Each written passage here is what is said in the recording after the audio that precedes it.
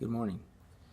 So my buddy Philip asked me to do a video on my training philosophy and my programming, and it took me about a week to put this thing together. And I really want to thank Philip for suggesting it, because it made me write it down, and I suggest everybody else to do the same thing.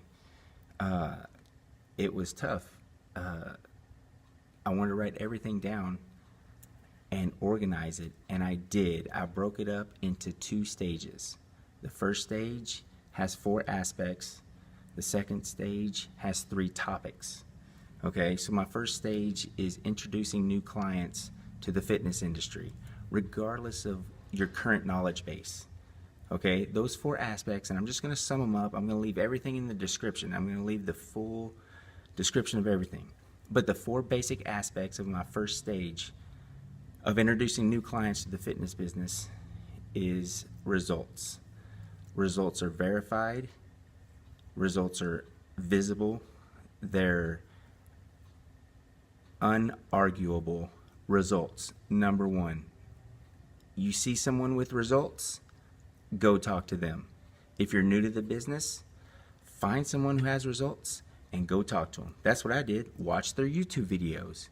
See someone with 6 packs, watch their YouTube videos and start to just learn. It doesn't matter so much if they're completely right about 100% of the things. They have results. You need to know how they got them. The second thing is science. There are empirical studies put out daily. Read them, okay? I've read them. I don't know everything, but they're good to read, because you'll start to see common trends. And that's what you eventually want to get to, is to be able to focus on the trends and focus on the motives behind the stories, behind the study. Everything is a bias in some way. Not all biases are bad. The third thing is research, okay? Like, you've got to be able to do your research from doctors, scientists, and these type of things. Just do it. Like, there's all these, it goes in with the empirical studies, but when you're doing your research, you need to make sure you understand cortisol and some of these other things, like just hormones and what happens when you plateau. Like, you research these different topics. Intermittent fasting, you need to do some research on that, like, just to have a base of what people might be looking at, what they might bring you questions with. And the fourth thing is partnering with other professionals, and that's where I'm at. Like, we're all trying to continue to partner with other professionals. I want to learn as much as I can from people who are smarter than me and more talented, and I'm trying to surround myself with them. My buddy Philip is one of those guys. So the second stage has 3 topics, okay? I teach, coach, and train on nutrition and lifestyle changes, and that's the first topic, is changing your nutrition and lifestyle. That is the thing I know the most about. It's the thing I only focus on. I have a if it fits your macros approach to things. This is not a new thing, but I count calories. I eat whatever I want as long as I stay within my macros. I try to eat healthier, but I am 40 years old. I'll be 41 this year, and I want to eat a cookie every once in a while, and you can just write it down and calculate it.